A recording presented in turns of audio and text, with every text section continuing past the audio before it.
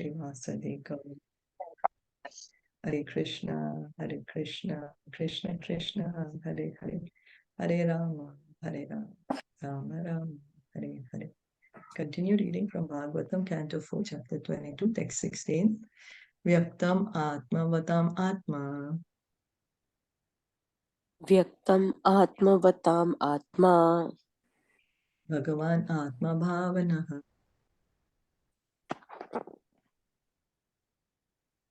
Bhagwan Atma Bhavana. Svanam Anugrahaye Mam. Svanam Anugrahai Imam. Siddha Rupi Charati Ajaha. Siddha Rupi Chariti Ajaha. Translation and purport by His Divine Grace, A.C. Bhaktivedanta Swami Srila Prabhupada. The Supreme Personality of Godhead is always anxious to elevate the living entities who are His parts and parcels. And for their special benefit, the Lord travels all over the world in the form of self-realized persons like you. There are different kinds of transcendentalists, namely the Jnanis or impersonalists, the mystic yogis, and of course, all the devotees of the Supreme Personality of Godhead. The Kumāras, however, were both yogis and Jnanis, and finally bhaktas later on. In the beginning, they were impersonalists, but later they developed devotional activities. Therefore, they are the best of the transcendentalists. So they were yogis, Jnanis, and bhaktas, all three. Super combination. The devotees are representatives of the Supreme Personality of Godhead, and to elevate the conditioned souls to their original consciousness, they travel all over the universe to enlighten the conditioned souls about Krishna consciousness. The best devotees are Atmavan, or those who have fully realized the Supreme Soul. The Supreme Personality of Godhead as Paramatma is sitting within everyone's heart, trying to elevate everyone to the platform of Krishna consciousness. Therefore, he's called Atma Bhavana. So, how many personalities are there inside, with us? How many are there in this body of ours? 2. Our own soul and Paramatma. Yes, thank you. That's right. And why are the devotees always going everywhere? What is their purpose? Because they want to give Krishna to everybody. Devotional service in Krishna. That's right, yeah. They want everyone to again be elevated to the original consciousness. That's right. They want to give Krishna to everyone. They want to give Krishna consciousness to everyone. The Supreme Personality of Godhead is always trying to give the individual soul the intelligence to understand about himself. He's always with the individual as a friend, sitting by the side of a friend. And he gives facilities to all living entities according to their desires. So it's the Paramatma in the heart. He understands our desires. And then he, arranges for our desires to be fulfilled. We say, Maine kiya, I did it, you did it, he did it, she did it. What we can do is desire. And the fulfillment of the desire depends on the Supreme Lord. But we are not able to understand that. The word Atmavam is significant in this verse. And there are 3 different kinds of devotees, namely Kanishtadhikari, Madhyamadhikari, and Uttamadhikari. The neophyte, the preacher, and the Mahabhagavat, or the highly advanced devotee. The highly advanced devotee is one who knows the conclusion of the Vedas in full knowledge. Thus, he becomes a devotee. Sorry. Indeed, not only is he convinced himself, but he can convince others on the strength of Vedic evidence. So the Mahabhagavat, he is on the liberated platform, he understands his position, he understands everyone else's position. He sees everyone as servant of Krishna, part and parcel of Krishna. And he's realized of it because he's able to see that, his understanding is that, his realization is that. So he's realized all the Vedas. The advanced devotee can also see all other living entities as part and parcel of the Supreme Lord without discrimination. The Madhyamadikari preacher is also well versed in the Shastras and can convince others also, but he discriminates between the favorable and the unfavorable. In other words, the Madhyamadikari does not care for the demoniac living entities, and the neophyte Kanishtadikari does not know much about Shastra, but has full faith in the Supreme Personality of Godhead. So the beginner devotee, the Kanishtadikari, his faith is not, his knowledge is not very strong, but he has faith in the Supreme Lord. The Madhyam, he chooses who he wants to give mercy to. The Madhyam Adhikaris are usually the preachers. They're going about giving Krishna to everyone. And Rupa Goswami also says that what does the Madhyam Adhikari do? His object of love is the Supreme Lord. He makes friends with the devotees. He gives mercy to the innocent, and he avoids the atheists or the non-believers. So the Madhyam decides. He decides who he wants to, maybe give a book to, give some prasad to, speak about Krishna to. And that's okay. That is what he's supposed to do. And whereas the Uttama, that's a Mahabharata. We cannot imitate the activities of our Uttama Adhikari. He's already on the liberated platform. So then, where were we? Sorry, yeah. The four The Kumaras, Kumāras. yeah, thank you. The Kumaras, however, were Mahabhagavatas because after scrutinizingly studying the absolute truth, they became devotees. In other words, they were in full knowledge of the Vedic conclusion. So they were Jnanis, the Kumaras. They're yogis, they're Jnanis. So they studied the scriptures, they've studied the absolute truth, and then they have become devotees. So they're completely realized souls, liberated. In the Bhagavad Gita, it is confirmed by the Lord that there are many devotees, but that a devotee who's fully conversant in the Vedic conclusion is very dear to him. Everyone is trying to elevate himself to the highest position according to his mentality. The karmis who have a bodily concept of life try to enjoy sense gratification to the utmost, isn't it? Let me see where I can enjoy more. Let me go here. Oh, I heard this is better. The Jnani's idea of the highest position is merging into the effulgence of the Lord. Some people, they want to become God. Let me become the greatest. But a devotee's highest position is in preaching all over the world the glories of the Supreme Personality of Godhead. This is what a devotee wants to do. He wants to spread the glories of the Supreme Lord. When we love someone, we like to talk about them. We like to show them off to people, isn't it? My this one did this, and my this one did that, and this, and whatever, we'll go on and on. So the devotee, he loves Krishna. And that's the reason he wants to glorify Krishna. He wants to tell everyone the glories of Krishna. And he wants everyone else also to glorify Krishna. Therefore, the devotees are actually the representatives of the Supreme Lord.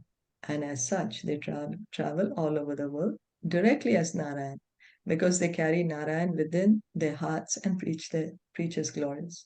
So it's not that they're becoming Narayan. Nobody can become Narayan. Narayan is Narayan.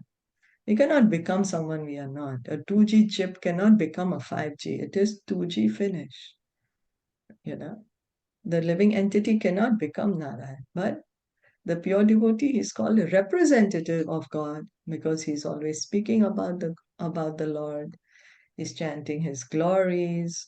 He has the Lord in his heart.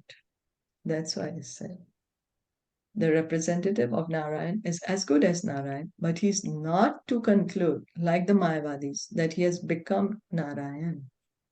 Generally, a sannyasi is addressed as Narayan by the Mayavadis. Their idea is that simply by taking sannyas, one becomes equal to Narayan or becomes Narayan himself. Like how we are reading in the teachings of Lord Chaitanya, the Prakashananda Saraswati. He is a sannyasi and he has so many followers, and they think, oh, because we have become sannyasis, now we have become Narayan. But we can never become Narayan. The Vaishnav conclusion is different, as stated by Srila Vaishnavanath Chakravarti Thakur.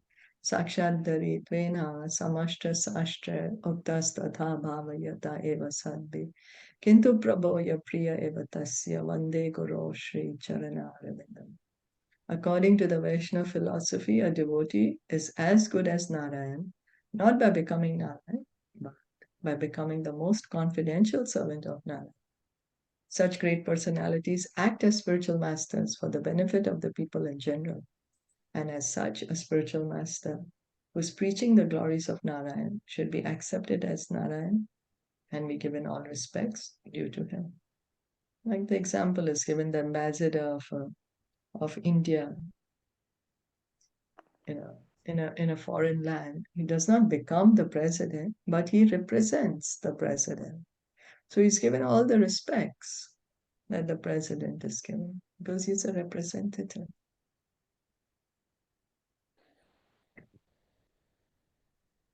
Maitreya Vachan. Uvacha Pṛthostat suktam akarnya. Pṛthu tat suktam akarnya Aram shushtumitam madhu.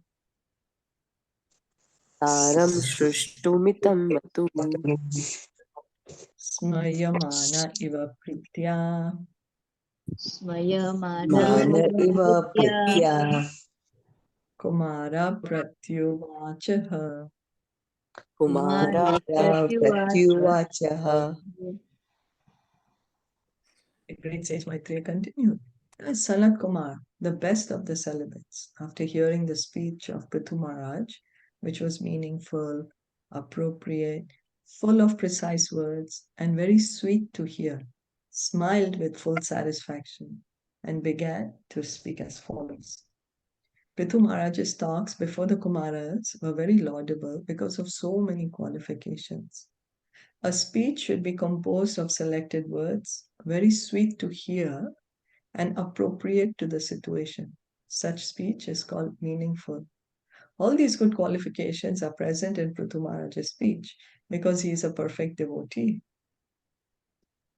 Krishna also says in the Bhagavad Gita, no, the different kinds of speech, austerity of speech, he says. Speak pleasing words. So here, Pṛthu Mahārāja is speaking very sweetly and appropriately.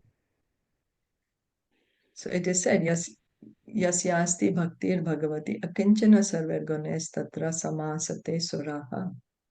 For one who has unflinching devotional faith in the Supreme Personality of Godhead and is engaged in his service, all good qualities become manifest in his person. Bhagavatam 5:18-12. Thus the Kumāras were very much pleased, and Sanat Kumar began to speak as follows. So if we also want to cultivate this divine qualities, then we become devotee of Krishna, and all the divine qualities will manifest. Engage in the service of Krishna. Just Sanat one Kumar. question, Ji. Hare Yeah, Krishna. please. Yeah. So this is like when we know there are 12 Mahajans. So Mahatma and Mahajan, they are different, right? The level still. No, you can call them four Kumaras also We can Mahajans. the Mahajans, right? Because they Yeah. are just 12 Mahajans. Right? Yeah, but you see, because Bhagavatam is writing Mahajans of that time, but for example, six Goswamis, they're also Mahajans, they're the contemporary ones. You know, Okay. Vishwanath Chakravarti Okay. Perfect. Thakur. Yeah. Yeah. Mm. Okay. So that means that Sorry. they are mentioning those 12 Mahajans at that period, during that period. Yeah. That's right. Okay. Okay. But then also we Okay. can see, yeah, during that time, 12 of them are mentioned. Yeah. Okay. Bhagavatam mentioned this too. Yeah. Sanat Kumara Vacha. Sanat Kumara Vacha. Sadhu Prishtam Mahāṛāja. Sadhu Prishtam Mahārāja. Sarva Bhuta Hitatmana. Sarva Bhuta Hitatmana. Bhavata Vidusha Chapi. Bhavata Vidusha Chapi. Sadhunam Matir Idrishi. Sadhuna Matir Idrishi. Sanat Kumar said, "My dear King Pṛthu, I am very nicely questioned by you. Such questions are beneficial for all living entities, especially because they are raised by you, who are always thinking of the good of others. Although you know everything, you ask such questions because that is the behavior of saintly persons. Such intelligence is befitting your position." So Pṛthu Maharaj is asking questions for our benefit, for the good of all mankind, for everyone to come. So he's very intelligent, the Sanat Kumar is pointing out to him. And just now we were speaking of the Mahājan. Of course, like not all of them are mentioned. For example, Ambarish Maharaj, his example is given so many times. Oh, fix mind on lotus feet of Krishna, engage the senses. And, so he's a Mahājan too, right? Or like Dhruv Yes. Maharaj, he's a Mahājan too. With determination, engage in devotional service, have faith in the words of the spiritual master. These are all Mahājans. The pure devotees of the Lord, they're all Mahājans. Yeah, they're all Mahatmas. Krishna saying, whoever comes to me is a Mahatma. One who surrenders unto me, he says, is a Mahatma. Says that in Bhagavad Gita, chapter 7. Bhaunam janmanam ante jnanavan mam prapadyante. Vasudevam sarvam iti sa Mahatma sudurlabha. It's a Mahatma who comes to Krishna. Yes. So, Maharaj Pṛthu was well conversant in transcendental science, yet he presented himself before the Kumāras as one ignorant of it. The idea is that even if a person is very exalted and knows everything, before his superior he should present questions. So Pṛthu Maharaj is after all a Shaktya-Vesha avatar. He's on the liberated platform. He knows the answers, but he doesn't say, yeah, I'm so great. I have nothing to ask. No, he's seeing the Kumāras are here.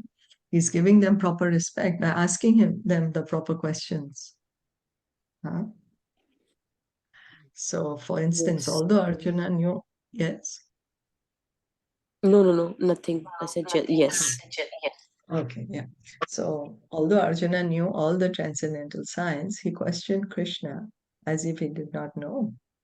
Yeah, Bhagavad Gita, Arjuna keeps asking so many questions for our benefit. No? Similarly, Pṛthu Maharaj knew everything, but he presented himself before the Kumāras as if he did not know anything. The idea is that questions by exalted persons put before the Supreme Personality of Godhead or his devotees are meant for the benefit of the general people. These are the questions which is like all auspicious, all good for everyone. If we think of how many questions we ask in a day and what do those questions comprise of, are those questions like beneficial for everyone? Something to think about, right? Yes. Just asking questions which are like, now we are still trying to study that. So therefore, sometimes great personalities. And the greatness is that he himself knows it. He himself knows, but just for the benefit of other people. Yeah. He has the full knowledge. Yeah. Yeah. That's right. So therefore, that's what Prabhupada is also saying now. He's pointing out, therefore, sometimes great personalities put themselves in that position and inquire from a higher authority because they're always thinking of the benefit of others, thinking others' benefit. So thinking of our benefit, he's putting such questions. Sangama khalu sadhunam. Sangama khalu sadhunam. Ubhayesham cha sammataha. Ubhayesham cha sammataha. Sammataha. Yat sambhashana samprashnaha. Yat Yat sambhashana samprashnaha. Sarvesham vitanotisham. Sarvesham vitanoti So, when there is a congregation of devotees, their discussions, questions, and answers become conclusive to both the speaker and the audience. Thus, such a meeting is beneficial for everyone's real happiness. Hearing discussions among the devotees is the only means to receive the powerful message of the Supreme Personality of Godhead. For instance, Bhagavad Gita has been well known all over the world for a very long time, especially in the Western world. But because the subject matter was not discussed by devotees, there was no effect. Not a single person in the West became Krishna conscious. Before the Krishna consciousness movement was founded. But when the same Bhagavad Gita was presented as it is through the disciplic succession, the effect of spiritual realization was immediately manifested. So, yeah, there's so many editions of Bhagavad Gita. Even I have read some Bhagavad Gitas, which got me even more confused than I was before. It was there was no mention of Krishna. There was so much of some of the author's own interpretation into everything. So, Srila Prabhupada's Bhagavad Gita as it is, why is it making so many devotees? Because he's not putting any of his ideas in it. It's as Krishna spoke it, as Arjuna heard it. It's coming in the disciplic succession.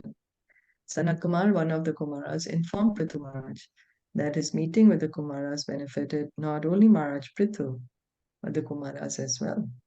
When Narad Muni questioned Lord Brahma about the Supreme Personality of Godhead, Lord Brahma thanked Narad Muni for giving him a chance to speak about the Supreme Lord. Therefore, the questions put by a saintly person to another saintly person about the Supreme Personality of Godhead or about the ultimate goal of life surcharge everything spiritually. Whoever takes advantage of such discussions is benefited both in this life and in the next. So both are benefited, the hearer and speaker. Just the other day, Guru Maharaj, Nishinga Maharaj was saying, when we are giving Krishna to others, then we ourselves also are able to remember Krishna more. When we are speaking, when we are reminding others of Krishna, we are reminded of Krishna too. So it works both ways. The word Ubhayesham can be described in many ways. Generally, there are two classes of men, the materialists and the transcendentalists. By hearing discussions between devotees, both the materialists and transcendentalists are benefited. The materialist is benefited by association with devotees because his life then becomes regulated so that his chance of becoming a devotee or making the present life successful for understanding the real position of the living entity is increased. When one takes advantage of this opportunity, he is assured of a human form of life in the next birth, or he may be liberated completely and go back to Godhead. The conclusion is that if one participates in a discussion of devotees, he is both materially and spiritually benefited. The speaker and the audience are both benefited, and the karmis and jnanis are benefited. The discussion of spiritual matters amongst devotees is beneficial for everyone without exception. Consequently, the Kumāras admitted that not only was the king benefited by such a meeting, but the Kumāras were as well. So everyone is benefited. Bhagavatam, Parikshit Maharaj, Sukadev Goswami, it was between them. So Parikshit Maharaj was putting inquiries to Sukadev Goswami. Sukadev Goswami was answering. But everyone who heard was benefited. Until today, we are trying to hear Bhagavatam. So it's the the topics, the glories of the Lord are eternal. And what do you say, Vani, what the pure devotees speak, that's eternal too, because they're glorifying the Lord.